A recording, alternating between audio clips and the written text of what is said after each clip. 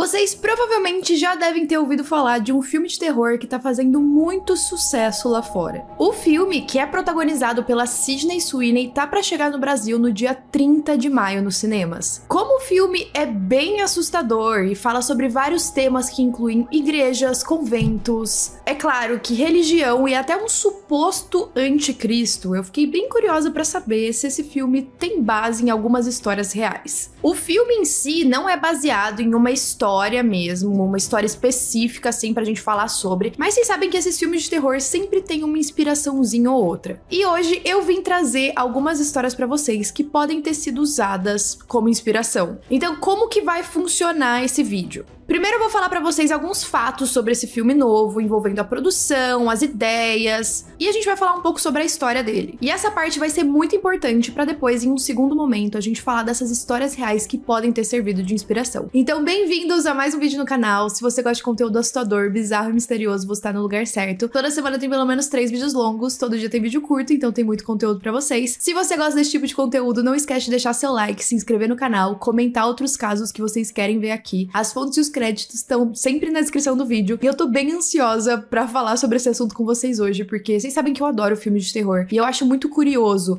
os filmes que têm inspirações em coisas reais que já aconteceram, em relatos bizarros que a gente vê por aí. Então, sem mais enrolação, bora pra história.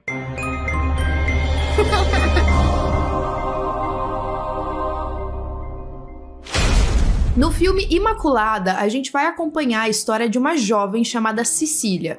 A Cecília, quando ela era mais nova, ela passou por um acidente que foi uma experiência de quase morte pra ela. E aí depois disso, ela passou a acreditar que ela foi salva por conta de Deus, que tinha algum motivo por trás disso. E foi aí que ela decidiu que ela ia se tornar uma freira. O filme se passa em uma cidadezinha pequena que fica bem longe de Roma, e é pra lá que ela vai pra morar em um convento. E é claro que o objetivo dela é entregar o corpo e a alma pra Deus. Só que talvez ela tenha levado isso de uma forma um pouco literal demais. E aí, chegando lá, ela começa a conhecer os habitantes da cidade, os padres, as freiras que estão lá, as colegas que vão estar nesse processo junto com ela. E, inclusive, tem um padre que parece um pouco estranho. E ele é interpretado pelo ator Álvaro Morte, que é o professor de La Casa de Papel, que vocês devem conhecer. A Cecília vai tentando se encaixar naquele dia a dia, ela passa por algumas dificuldades, mas de repente acontece algo totalmente inesperado. Ela descobre que ela tá grávida. Só que aquilo não faz sentido nenhum, afinal, ela nunca tinha se envolvido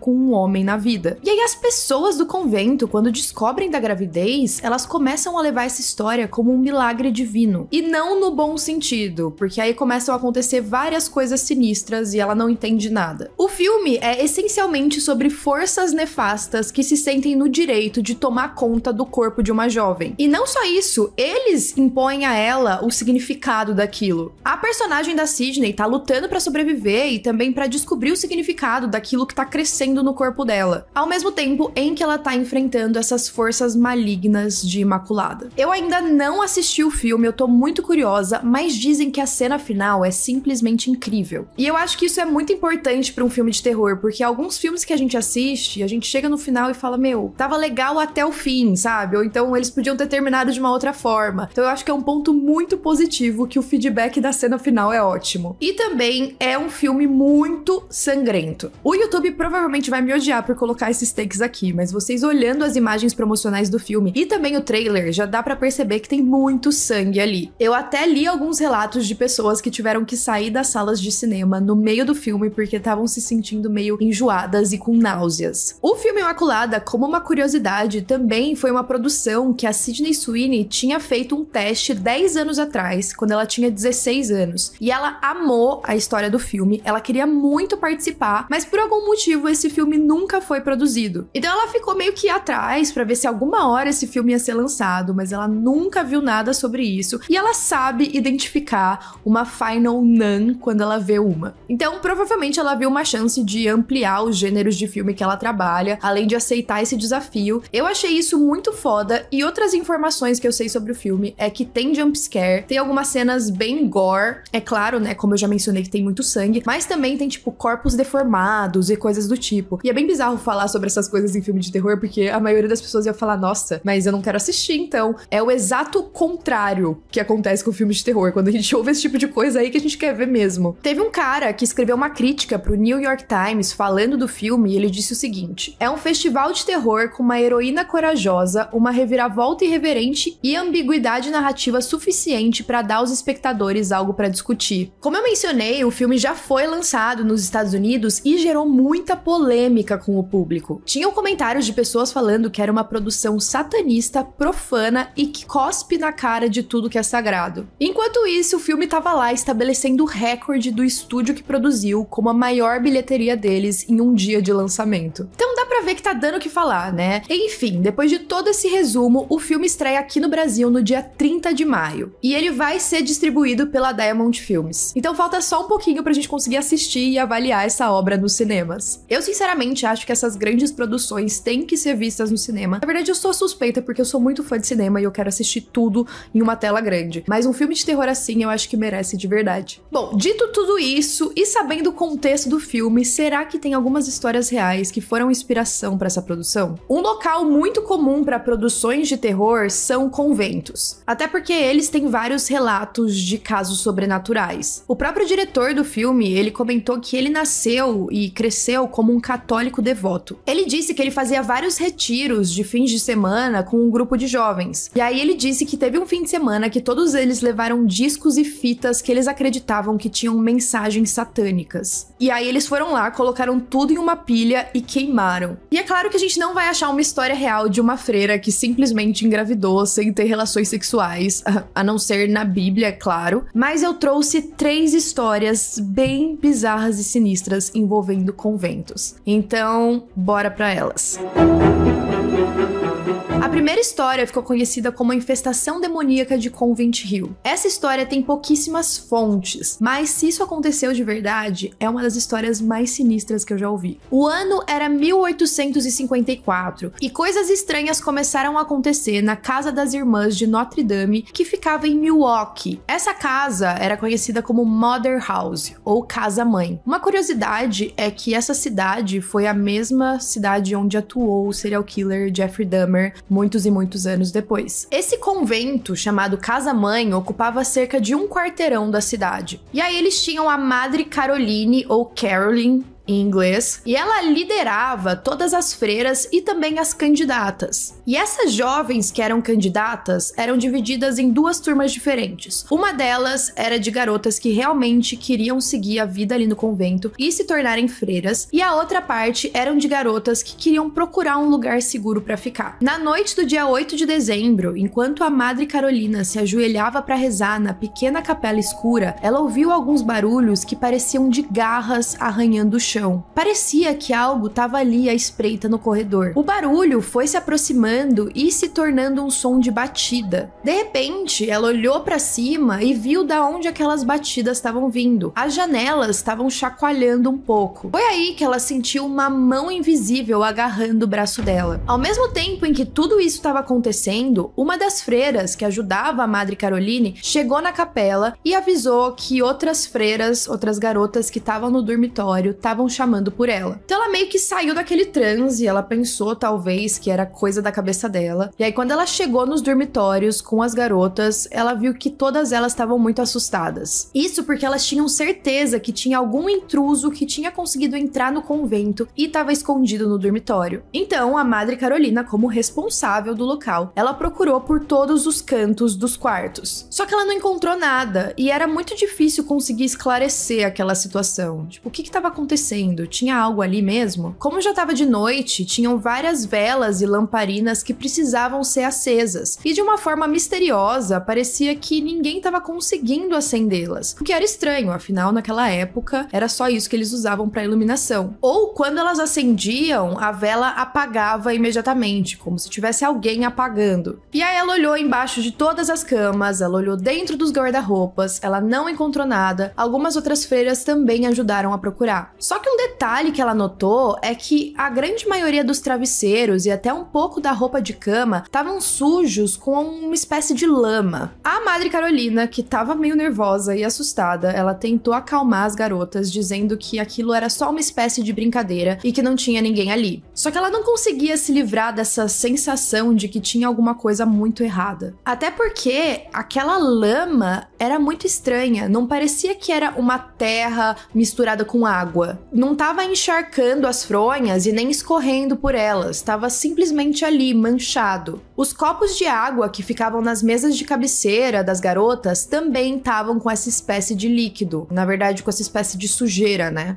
E não só isso, todos os copos estavam alinhados e em uma mesa de cabeceira só que as garotas falaram que não foram elas que fizeram aquilo. Quando elas chegaram ali já estava desse jeito. Enquanto elas estavam olhando para aquela situação em choque, sem saber o que pensar, aqueles copos também começaram a chacoalhar. Todos os lençóis contaminados foram descartados, mas na noite seguinte, os eventos estranhos continuaram. A campainha do convento começou a tocar de madrugada e ninguém sabia quem poderia ser. As irmãs que ficavam no dormitório não tinham como sair e verificar a porta da frente, porque a porta do quarto delas estava trancada e a única pessoa que tinha a chave era a Madre Carolina. Pra mim não ficou muito claro se a Madre Caroline sempre trancava elas no dormitório ou se foi algo esporádico porque eles estavam suspeitando de um intruso. Só que quando elas foram finalmente investigar quem poderia estar do lado de fora tocando a campainha, é claro que não tinha ninguém. Enquanto elas observavam a campainha, que era um sino, ele simplesmente se levantou e voou através da sala como se ele tivesse sido arremessado por uma mão invisível. Outros acontecimentos inexplicáveis e ridículos levaram as irmãs a se questionarem se elas estavam sãs de verdade. Por exemplo, alguns pães estavam sendo assados na cozinha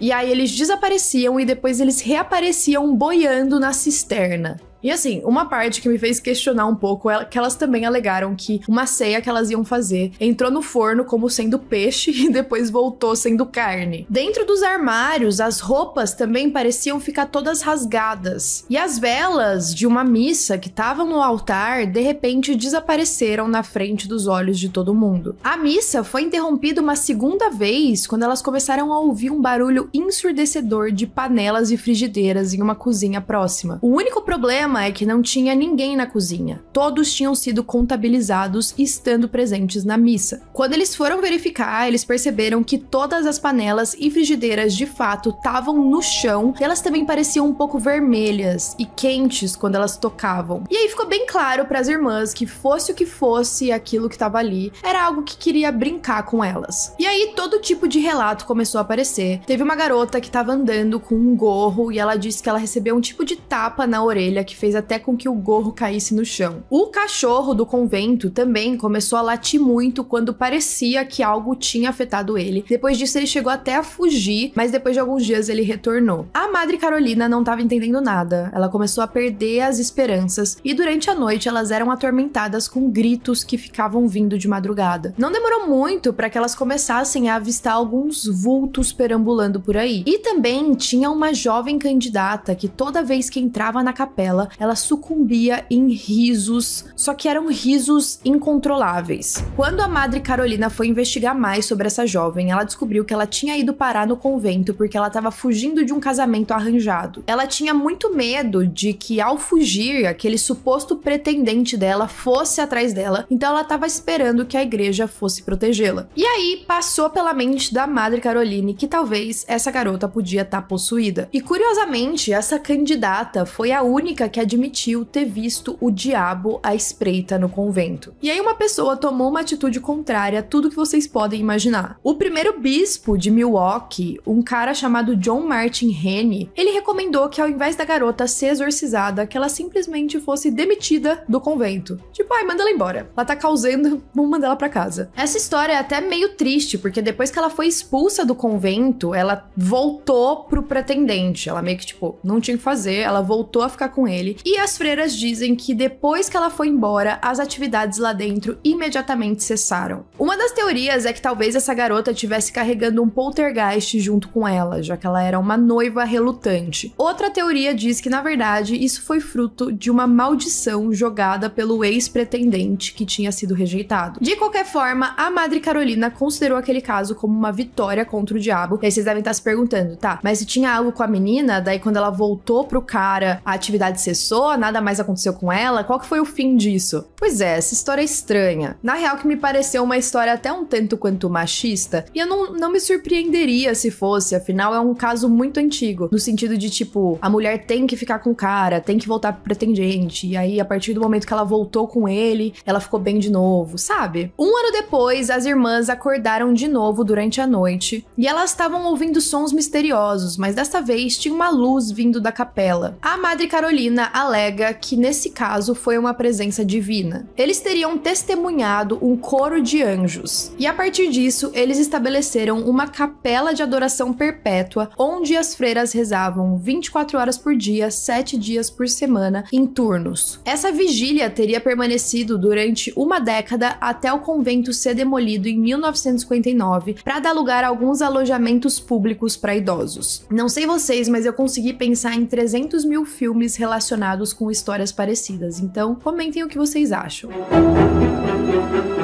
A segunda história é das mortes no convento Ursuline. O convento das Ursulinas é o prédio mais antigo do Vale do Mississippi. A construção dele foi concluída em 1752, e isso aconteceu durante o período colonial francês nos Estados Unidos. Assim que a construção foi concluída, freiras católicas já chegaram para ocupar aquele edifício. E esse prédio já tinha sido alvo de pelo menos 2 incêndios, em 1788 e 1794. Isso até fez com que as pessoas questionassem esse posto de edifício mais antigo, afinal ele teve que ser reconstruído, mas foi muito por conta do material em que ele foi feito. Os primeiros colonos que estavam ocupando aquela região, que era de Nova Orleans, eram em sua maioria pobres e prisioneiros que tinham vindo da França. A grande maioria eram homens. E aí tinham prometido para esses caras que se eles conseguissem se reformar ali, eles poderiam ter a chance de retornar para a França. As mulheres que estavam na região, elas não queriam ter filhos. Então, o governador da Louisiana conversou com as freiras do convento, e aí as freiras fizeram um pedido pro rei da França. E aí, o rei da França ficou feliz em enviar mulheres pra colônia pra poder casar com os caras que estavam lá, e ter filhos, claro. Eles selecionaram cerca de 50 mulheres, inicialmente, e elas só poderiam levar uma pequena bagagem com elas. Nessa época, a cidade, lá nos Estados Unidos, estava repleta de guerras e de doenças. A saúde não estava boa, e era bem comum mortes por aí. Então, essas garotas estavam se preparando para chegar e a única missão que elas tinham era fazer um bom casamento. Só que a viagem da França até Nova Orleans durou 3 meses. Quando elas chegaram, elas estavam com deficiência de vitamina C e escorbuto. As gengivas delas estavam sangrando e elas também estavam com uma aparência muito pálida, com cara de doentes. E não era para menos. Além disso, elas eram muito brancas. E aí, quando elas chegaram ali naquela região subtropical de Nova Orleans, quando o sol entrou em contato com a pele delas, elas logo já ficaram bem vermelhas. Então imagina os colonos olhando aquelas mulheres saindo do navio naquele estado e segurando aquelas pequenas bagagens. Um detalhe muito importante é que essas malas que elas estavam levando, muitas pessoas diziam que parecia um pequeno caixão. Elas ficariam hospedadas no convento das Ursulinas até que o casamento de cada uma delas chegasse. Os colonos não estavam nem um pouco felizes com a aparência delas. Inclusive, eles as desrespeitavam bastante. Muitas delas, infelizmente, foram colocadas em casamentos indesejados, onde elas eram maltratadas pelos maridos. E também tem algumas alegações de que as mulheres que não conseguiram casar foram para prostituição. Assim que elas entraram no convento, as freiras pegaram a bagagem delas e levaram para o 3º andar, que era tipo um local onde ficava de armazenamento mesmo. Nesse andar, todas as janelas e portas portas permaneciam sempre fechadas, então se você olhasse para o convento do lado de fora, você não ia conseguir ver através das janelas. Por uma coincidência, talvez, quando elas chegaram na cidade, aumentou muito a taxa de mortalidade de recém-nascidos. E aquilo era uma preocupação muito grande, porque eles estavam querendo colonizar o local, eles precisavam de crianças, e as crianças estavam morrendo. Como elas já estavam com aquela aparência estranha e aumentou o número de mortes, as freiras decidiram investigar e olhar dentro da bagagem delas o que poderia ter lá. Só que assim que elas chegaram e abriram as malas, elas perceberam que estavam vazias. E foi aí que começou a surgir um boato. As pessoas da cidade passaram a acreditar que aquelas mulheres estavam trazendo vampiros escondidos dentro das malas da França. E esses vampiros estavam saindo para caçar à noite e matando as pessoas de lá. As freiras, preocupadas com essa história, elas precisavam garantir que nada ia sair daquele terceiro andar. Então elas trancaram todas as portas e os pregos da janela foram abençoadas pelo próprio Papa. Elas também diziam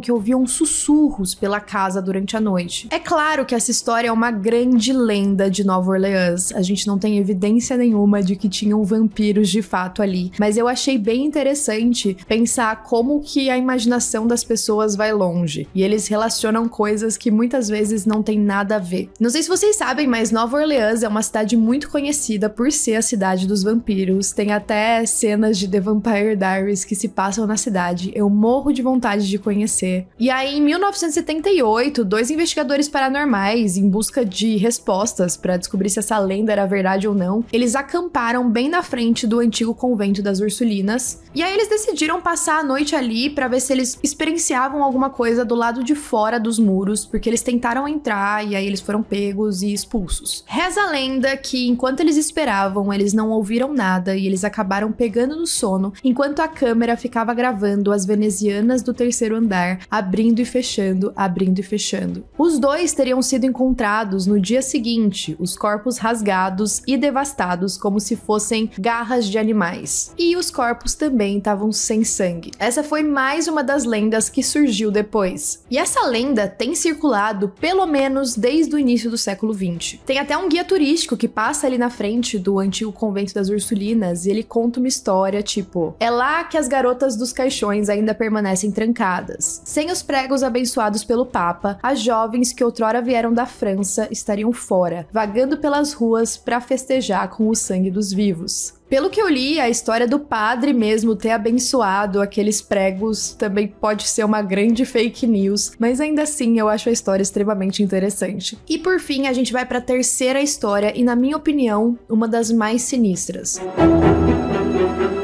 Por último, a gente vai falar da Marian Soulakiotis, a freira serial killer. A Marian nasceu na Grécia, em 1883. Ela nasceu em uma família muito pobre, e a infância e adolescência dela se resumiu em trabalhar na fazenda da família. Mas ela também tinha aspirações, ela queria ter riqueza, ela queria ter poder. E aí ela já estava mais interessada em religião. Naquela época, era muito comum que as pessoas se apegassem à religião, ainda mais em tempos difíceis. Até hoje é assim, né? A gente sabe. E aí, próxima à fazenda da família dela, tinha uma igreja, era tipo um monastério, assim, monastério barra convento, que era a igreja dos antigos calendaristas. Não sei se é exatamente assim que pronuncia em português. E aí ela foi até lá com o desejo de se tornar freira e ela conheceu um bispo chamado Matthew. O Matthew, quando estava na igreja, ele se tornou um grande defensor dos velhos calendaristas, que também são conhecidos como os cristãos ortodoxos genuínos ou os cristãos ortodoxos verdadeiros. Ele mantinha os dogmas da igreja ortodoxa, mas eles não estavam mais em comunhão com ela. Eles acreditavam que a igreja tinha se perdido nesse modernismo, então ele defendia essas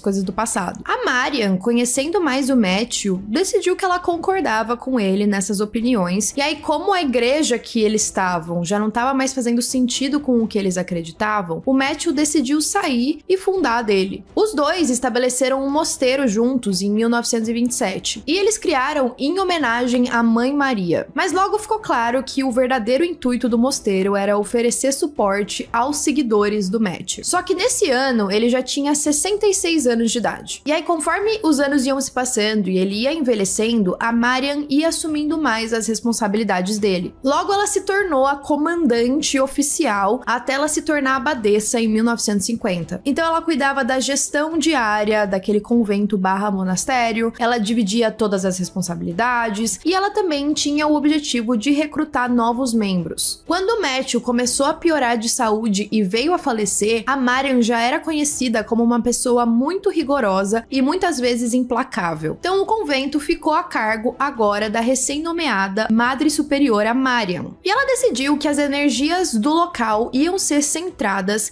em conseguir investimentos financeiros. Todos os novos membros da igreja foram forçados a renunciar a qualquer dinheiro ou propriedade que eles possuíssem, e eles precisavam aderir ao voto de pobreza. Para mostrar compromisso com essa nova crença e também se livrar de todo o mal, era obrigatório que todos os membros confessassem todos os pecados, fizessem votos de silêncio e também jejuns. E é claro que essas práticas são comuns em diversas religiões, mas o que diferencia o caso da Marian foi o modus operandi dela. Para ela conseguir extorquir os bens financeiros dos novos membros, ela usava técnicas super abusivas, como por exemplo, ela deixava eles sem dormir, sem comer e também fazia vários castigos corporais diferentes. Os novos membros eram obrigados a orar horas e horas sem parar e ela fazia todo tipo de chantagem. E é claro que essas chantagens envolviam espancamentos e tortura. E aí vocês devem estar se perguntando, mas como assim? Por que isso? Se a pessoa tá entrando na igreja, ela já não tá disposta a oferecer todos os bens para eles, por que ela precisava pressionar eles a dar as propriedades? Então, a questão era o seguinte, não eram todos os novos membros que estavam lá porque eles acreditavam na religião e eles queriam seguir aquilo. A Marian começou a vender o convento como um local bom para você conseguir se curar da tuberculose. Naquela época, tava assim, um boom de tuberculose,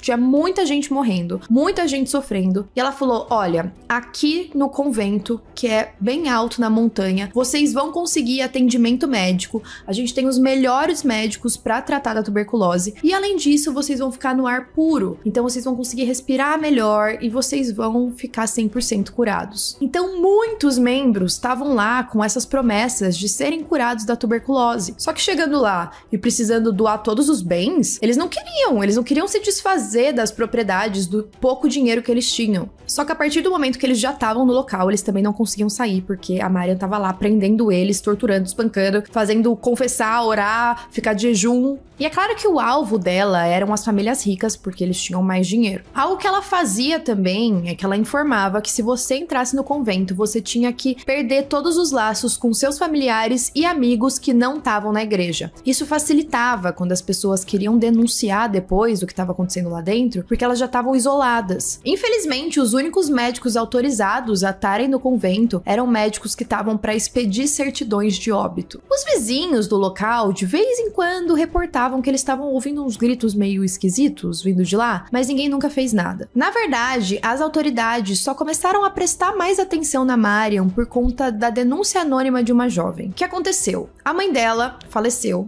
ela ficou sabendo do nada que a mãe dela tinha morrido, e aí enquanto ela estava cuidando da papelada, indo enterrar a mãe, vendo o que ela tinha deixado, ela descobriu que o testamento da mãe tinha sido alterado para deixar todos os bens dela para Marian. E aí a filha dela falou, não, isso jamais aconteceria. O único jeito disso acontecer seria se a minha mãe tivesse sido forçada a fazer isso. Nesse ponto, não se sabe muito se alguma ação foi tomada ou se o caso foi investigado, mas acendeu um alertazinho ali nas autoridades. O FBI foi se envolver quando uma jovem grega de 18 anos desapareceu. Os pais contataram as autoridades, desesperados, tentando descobrir aonde a filha estava, e eles conseguiram rastrear ela até esse mosteiro. Segundo o pai dessa garota desaparecida, ela tinha sido atraída por uma mulher chamada Marian, que tinha ido na casa deles recolher alguns bens em nome do mosteiro. Curiosamente, o único momento em que as autoridades bateram no local foi no dia 4 de dezembro de 1950. Quase uma centena de policiais foram até lá sob a acusação de exportação ilegal de azeite para o Chipre e de importação ilegal de pneus. Então, o motivo deles estarem fazendo essa visita era porque tinham questões financeiras envolvidas. Só que é claro que quando eles entraram no local, o que eles viram lá dentro era muito pior do que eles imaginavam. Todas as vítimas que ainda estavam vivas estavam acusando a Marian de tortura, fome, chantagem e cárcere privado. 85 policiais passaram 2 dias vasculhando todo o local. Eles conseguiram resgatar 46 crianças e várias mulheres idosas, nuas e desnutridas, que estavam detidas no porão. Junto com os seguidores vivos, eles também encontraram pelo menos 170 corpos. Apesar das acusações iniciais envolverem importação e exportação ilegal, é claro que as autoridades não podiam simplesmente ignorar os depoimentos de todas as vítimas, alegando a tortura e tudo que ela tinha feito. Os investigadores tiveram uma certa dificuldade em apresentar um caso sólido contra a Marian, porque aquele mosteiro era um lugar que você entrava de forma voluntária. Eu ainda acho isso um absurdo, mas, enfim, não sei como eram as leis gregas da época. Uma coisa muito importante é que a Marian também foi encontrada com 75 mil dólares em dinheiro e ela tinha as escrituras de mais de 300 fazendas e casas. Só que os investigadores também achavam que eles não podiam condenar ela por isso.